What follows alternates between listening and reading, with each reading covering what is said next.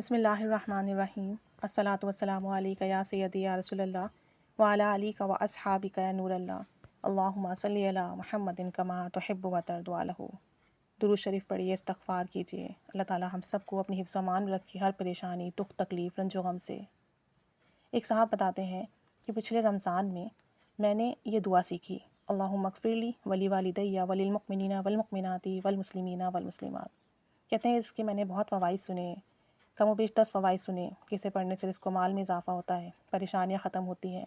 اور امت کے لیے آپ مسلسل مغفرت کی دعا کرتے ہیں تو اللہ کریم آپ کی بھی بخشش فرماتا ہے، اور اسے مسلسل پڑھنے سے دعائیں قبول ہوتی ہیں، حاجات پوری ہوتی ہیں، اور اگر کوئی بندہ اسے مستقل پڑھتا رہے تو مستجاب الدعوات ہو جاتا ہے، جو مانگتا ہے ملتا ہے، اپنے حق میں بھی دعائیں قبول ہوتی ہیں، اپنوں کے حق میں بھی دعائیں قبول ہوتی ہیں۔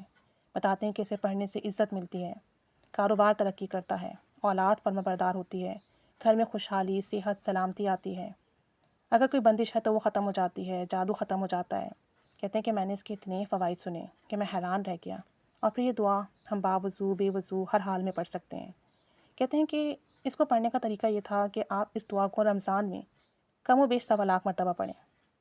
باوضو بے وضو، چلتے پھرتے، اٹھتے بیٹھتے، ہر حال میں اسے پڑھتے رہیں، اور 1.25 تو لازمی پورا کریں۔ کوشش کریں کہ 2.25 کر لیں یا 3.25 کر لیں، خود پڑھیں، ساتھ میں گھر والے بھی مل کر پڑھیں تو پھر تو بہت ہی اچھا ہو جائے۔ تو کہتے ہیں کہ میں نے اس دعا کو ہر پل، ہر سانس کے ساتھ پڑھنا شروع کر دیا، دن و رات پڑھتا رہتا، جب فارغ ہوتا پڑھتا، سفر میں ہوتا پڑھتا، گھر میں ہوتا تو پڑھتا۔ کہتے ہیں میں نے اس کو پڑھنا شروع کر دیا اور اسے لاتعداد مرتبہ پڑھا۔ میرا مسئلہ یہ تھا کہ مجھے کاروبار نہیں چلتا تھا، میرا کوئی جاب کا بندوبست نہیں ہو رہا تھا، اور میں اس حوالے سے بہت پریشان تھا، تنگی تھی، قرضہ تھا، پریشانی بہت زیادہ تھی۔ کہتے ہیں کہ میں نے اس کو اس نیت سے پڑھنا شروع کیا کہ میں یہ دعا پڑھ رہا ہوں، اللہ میری بھی مغفرت فرمائے اور امت کی بھی مغفرت فرمائے، اللہ میرے بھی مسئلے حل کرے اور امت کے بھی مسئلے حل کرے، اور میں اسے پڑھتا چلا گیا، پڑھتا چلا گیا۔ کہتے ہیں کہ اس کو پڑھنے سے اللہ نے میرے لیے ایسی نوکری کا بندوبست فرمایا کہ میں آپ کو کیا بتاؤں، مجھے اتنی اچھی نوکری ملی کہ اللہ کریم نے مجھ پر رزق کے، مال کے، وسعت کے، خیر کے، برکت کے دروازے کھول دیے۔ من چاہی نوکری، عزت والی نوکری، سکون والی نوکری مجھے ملی۔ کہتے ہیں کہ جتنا شکر ادا کروں کم ہے، جتنا شکر ادا کروں۔ کہتے ہیں کہ اس دعا کو جتنا زیادہ پڑھیں گے نا، بندے کی اتنی زیادہ مرادیں پوری ہوتی ہیں، باسعادت ہو جاتا ہے وہ بندہ۔ اور جاگنے والی راتوں میں، شب قدر میں اس دعا کا خاص اہتمام کریں، کیونکہ جب اسے پڑھیں گے تو آپ امت کے لیے بخشش طلب کر رہے ہیں تو اللہ تعالیٰ آپ کو بھی معاف کرے گا،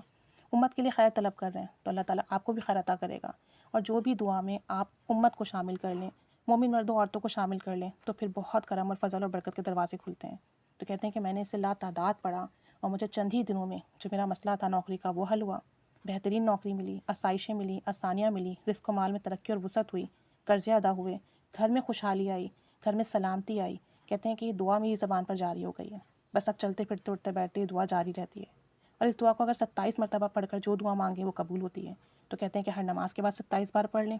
اور اگر کوشش کر سکتے ہیں تو اس کا سوالات ختم کریں اپنی کسی بھی پریشانی کی نیت سے۔ نیت یہ ہو کہ میں پڑھ رہا ہوں، مجھے بھی اس کا فیض ملے اور امت کو بھی ملے، جو میرے مسئلے ہیں وہ بھی حل ہوں اور امت کے بھی مسئلے حل ہوں، پریشانیاں ختم ہوں، اور تمام امت کو خیر کی، برکت کی، رحمت کی، کرم کی، فضل کی نگاہ عطا ہو۔ تو کہتے ہیں پھر آپ دیکھیں آپ کے کام کیسے بنیں گے، خود بھی پڑھیں یا پھر تمام گھر والے مل کر پڑھیں۔